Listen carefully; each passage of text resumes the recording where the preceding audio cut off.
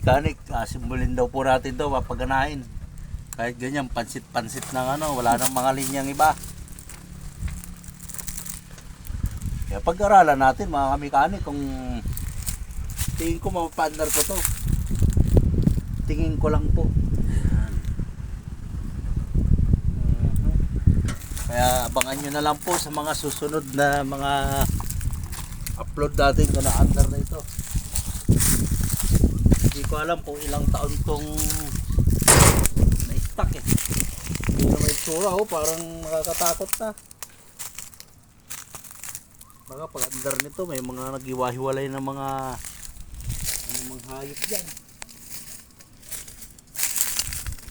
So yun mga kamekanik. Thank you, thank you.